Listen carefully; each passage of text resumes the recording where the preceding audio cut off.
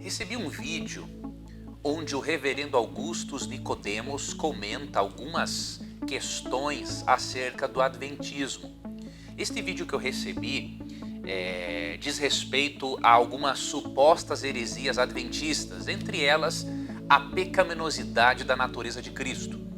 Eu gosto muito do trabalho do reverendo Augustus Nicodemos, inclusive já assisti aulas dele sobre homilética, gostei bastante, é um estudioso com certeza, mas nesse vídeo quero mostrar a você e ao reverendo, com todo respeito, que ele foi bastante parcial na sua avaliação acerca do adventismo do sétimo dia.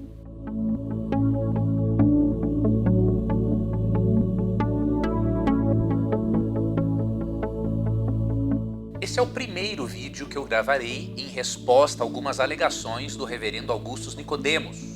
O primeiro vídeo que chegou a mim tem aproximadamente 9 minutos e 34 segundos e tem algumas alegações. Eu vou abordar neste momento a primeira delas, que diz respeito à natureza pecaminosa de Cristo, e nos próximos vídeos eu abordarei as demais alegações. O que eu percebo aqui no comentário do reverendo Augustus Nicodemos é que ele foi bastante parcial e que ele não fez uma avaliação devida das fontes adventistas para entender essa questão da natureza pecaminosa de Cristo. Em primeiro lugar, pelo fato de a encarnação de Cristo ser realmente um mistério, como diz 1 Timóteo 3,16, muitos debates foram surgindo ao longo da história do adventismo. E um dos debates que envolveu o adventismo foi se realmente Cristo veio com a natureza de Adão antes da queda ou com a natureza de Adão depois da queda. O detalhe é que quando o reverendo cita uma frase ou um pensamento isolado, ele ignora, por exemplo, que os adventistas do sétimo dia nunca tiveram um posicionamento oficial do assunto e que eles foram desenvolvendo a sua teologia com o passar do tempo. Um material importantíssimo para o reverendo Augustus Nicodemos ler seria o artigo Cristologia Adventista del Sétimo Dia, 1844 hasta 2009, um breve panorama histórico, escrito por Alberto Tim. Ele é um teólogo histórico e ele, neste artigo, ele apresenta o desenvolvimento da cristologia adventista ao longo da história. Tanto o reverendo Augustus Nicodemos como qualquer outra pessoa não pode compreender a cristologia adventista se não tiver um panorama histórico do desenvolvimento dessa doutrina. Então, este artigo, não é, do Dr. Alberto Tim, um artigo acadêmico, seria fundamental que o reverendo tivesse acesso a esse artigo, porque esse artigo ele apresenta a cristologia adventista como se desenvolvendo em 4 períodos principais. Isso aqui está cheio de fontes primárias no artigo para comprovar isso. Primeiro, houve uma ênfase na natureza humana de Cristo. Esta ênfase foi de 1844 a 1898. Depois, o segundo período principal do desenvolvimento da cristologia adventista ocorreu quando teve uma ênfase na natureza divino-humana de Cristo. Isso ocorreu entre 1898 e 1957. Terceiro período foi um período de tensões na natureza de Cristo durante a encarnação, se era pré-lapsariana ou pós-lapsariana, ou seja, ele veio com a natureza de Adão antes da queda ou depois da queda. Esse período foi de 1957 a 1980, e o quarto período do desenvolvimento cristológico adventista envolveram debates cristológicos contemporâneos, isso de 1980 para cá. O detalhe é que, ao estudar a cronologia, o desenvolvimento cronológico da cristologia adventista, nós percebemos que em nenhum momento a Igreja Adventista tomou um posicionamento oficial em suas declarações votadas em associação, em assembleia da Associação Geral. Se você perceber, por exemplo, das 5 declarações oficiais da Igreja Adventista, votadas em 1872, 1889, 1931, não é? Das 5 oficiais e também na de 1980, em nenhuma a teoria da pecaminosidade de Cristo foi favorecida. Tá? Outro detalhe importante, o artigo do Dr. Alberto Tim, ele esclarece uma questão de que uma obra intitulada Bible Readings for the Home Circle, que é Estudos Bíblicos para o Círculo Familiar, traduzida para o português como Estudos Bíblicos, inclusive foi citada pelo reverendo Augusto Nicodemos, na sua primeira edição ela nem abordou, para você ter uma ideia, a questão da natureza de Cristo, se ele veio com a natureza de Adão antes ou depois da queda. O que aconteceu? A questão da pecaminosidade da natureza de Cristo foi agregada a este livro em 1914 em uma nova edição revista e ampliada, sem que isso tivesse o consentimento oficial da organização. Obviamente, havia uma parcela de membros, inclusive o editor responsável, que cria na pecaminosidade de Cristo. Porém, essa inclusão da citação dele no livro Estudos Bíblicos, naquela edição de 1914, não representava o posicionamento oficial da igreja. Porque nas suas declarações oficiais, a igreja nunca votou a favor da pecaminosidade de Cristo. E por que isso não ocorreu? Em grande parte, a igreja adventista do sétimo dia não votou a favor deste assunto, porque primeiro estava num desenvolvimento cristológico, os debates eram acirrados. Entre os pioneiros adventistas existiam pessoas das mais diversas confissões religiosas. Alguns crendo que Cristo tinha uma natureza pecaminosa e outros não crendo que Cristo tinha uma natureza pecaminosa. Mas o que ajudou a denominação nunca a assumir uma posição teológica favorável ou majoritária em relação à natureza de Cristo foi uma carta de Ellen White, escrita em 1895, endereçada ao irmão e à irmã Baker. Seria fundamental que o reverendo Augusto Nicodemos lesse pelo menos esse trecho da carta, para ele não generalizar todos os adventistas como crendo na pecaminosidade de Cristo, como ele o fez. Ao ele citar o livro Estudos Bíblicos, naquele contexto, sem essa contextualização histórica que eu mencionei, ele deu a entender na sua palestra que todos os adventistas creem na pecaminosidade de Cristo. Isso não é verdade, isso não é correto. Por exemplo, o que Ellen White escreveu em 1895 a este irmão e esta irmã Baker, que estavam querendo insinuar e ensinar que Cristo tinha uma natureza pecaminosa? Veja, a opinião da cofundadora do Adventismo. Diz o seguinte: sede cuidadosos, excessivamente cuidadosos na forma em que os ocupais da natureza de Cristo.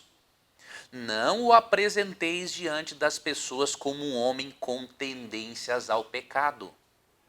Ele é o segundo Adão. Jesus era o unigênito de Deus.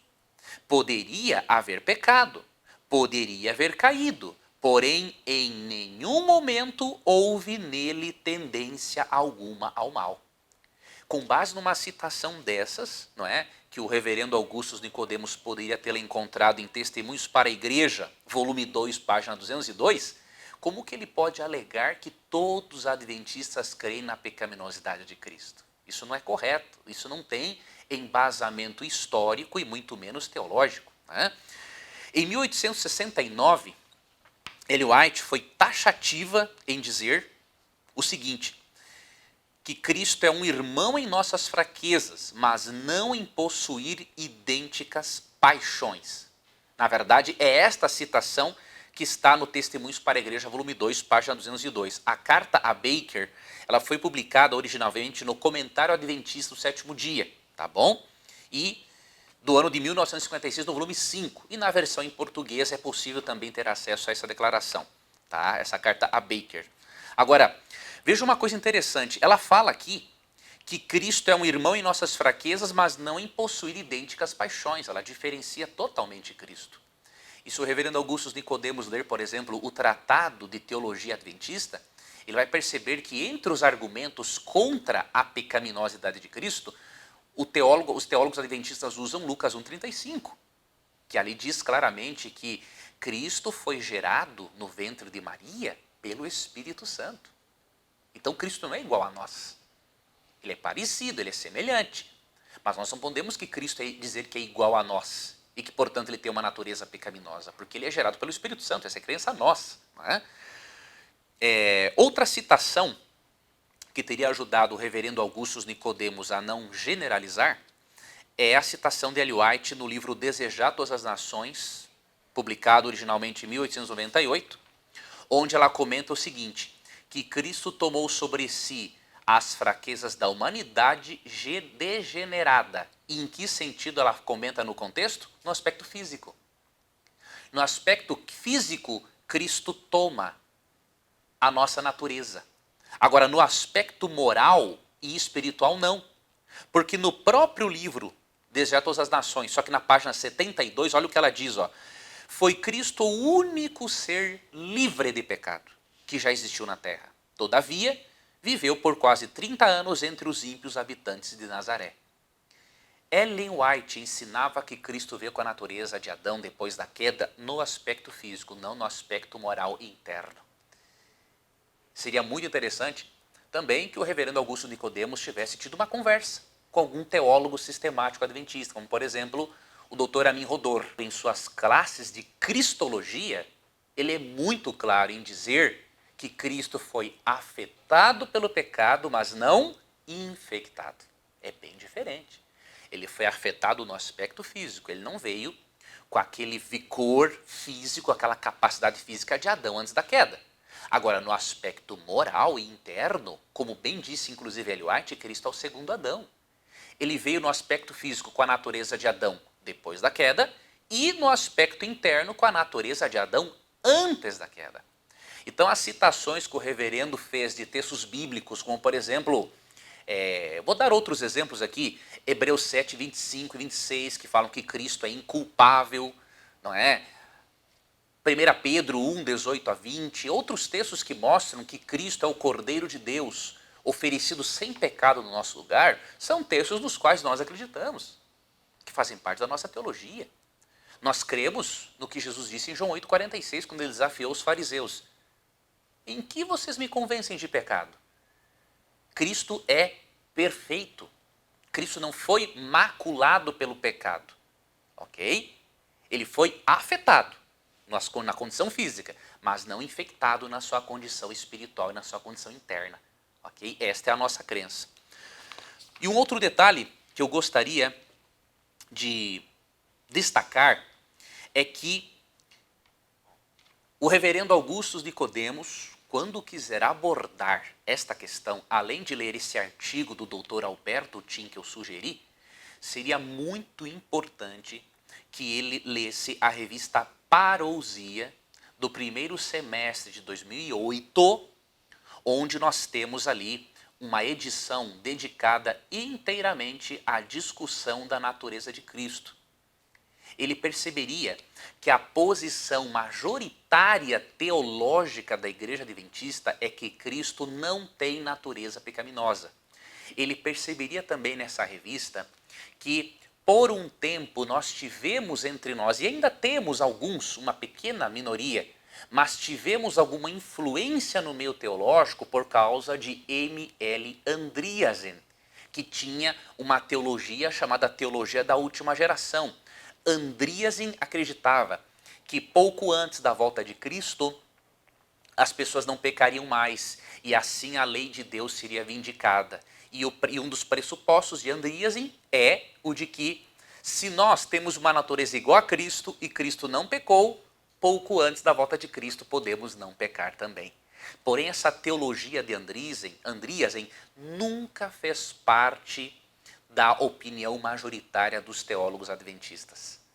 A teologia de Andreasen é tida pela grande maioria como uma aberração.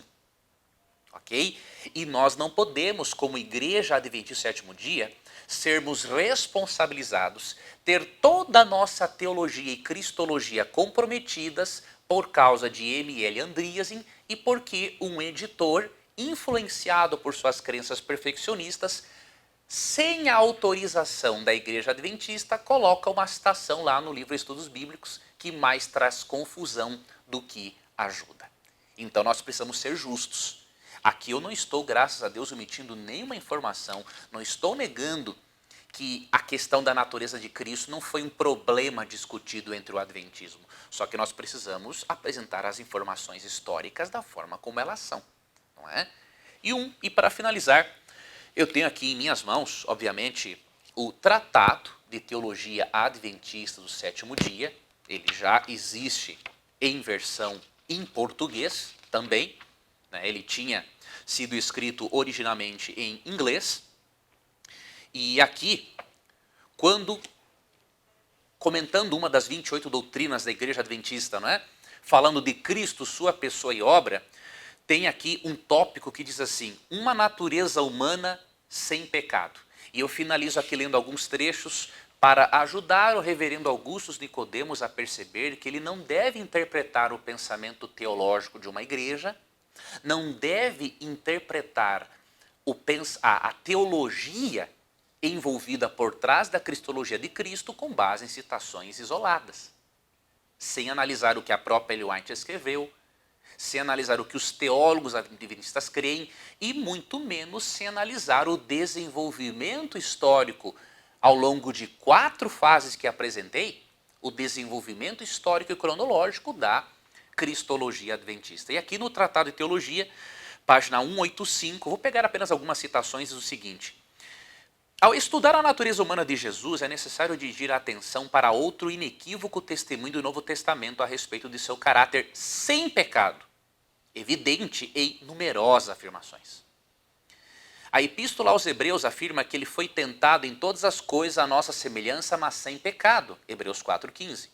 Pedro, que o conhecia bem, refere-se a Jesus como o Santo de Deus, João 6,69.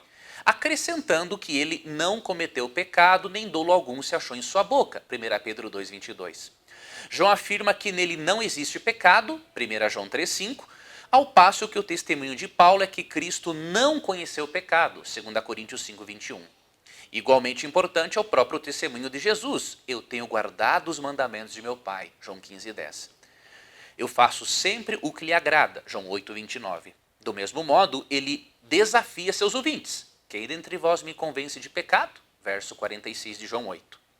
Parte da missão de Cristo era ser verdadeiramente humano. Ele possuía as características essenciais da natureza humana. Ele era carne e sangue, Hebreus 2,14, e em todas as coisas se tornou semelhante a seus irmãos, seres humanos, verso 17. Sua humanidade não correspondia à humanidade de Adão antes da queda, nem em todos os aspectos à humanidade de Adão depois da queda, já que as Escrituras retratam a humanidade de Cristo como sem pecado. Concebido pelo Espírito Santo, seu nascimento foi sobrenatural, Mateus 1,20, Lucas 1,35, tanto é que o anjo enviado pelo Pai disse a Maria: o ente santo que há de nascer será chamado Filho de Deus, Lucas 1,35. Ele veio em semelhança de carne pecaminosa, Romanos 8,3, assumiu a natureza humana em sua condição caída, com todas as suas debilidades e deficiências, de modo que suportou as consequências do pecado, mas não sua pecaminosidade. Ele era verdadeiramente humano, um com a raça humana, exceto no pecado. Tinha plenas condições de dizer: ele, Satanás, não tem nenhum poder sobre mim, João 14,30. Jesus assumiu a natureza humana enfraquecida e deteriorada por 4.000 anos de pecado. No entanto, foi puro e imaculado. E aí segue aqui mais alguns trechos. Então perceba, esta obra demonstra que o reverendo Augusto Nicodemos, mesmo tendo sido bem intencionado, ele foi bastante parcial. Ele precisa se familiarizar mais com as fontes primárias adventistas, não pegar alguma citação isolada sem conhecer o contexto em que aquela citação foi acrescentada e, ao mesmo tempo, não pode repetir as citações de outros críticos que já cometeram o erro primário de não analisar as fontes primárias. Em outra ocasião, vou abordar outros aspectos desse vídeo com carinho, com respeito pelo trabalho sério que o reverendo Augusto Nicodemos desempenha, obviamente, no seu ministério, mas eu preciso apontar essas pequenas distorções históricas e doutrinárias que não condizem com aquilo que nós realmente acreditamos.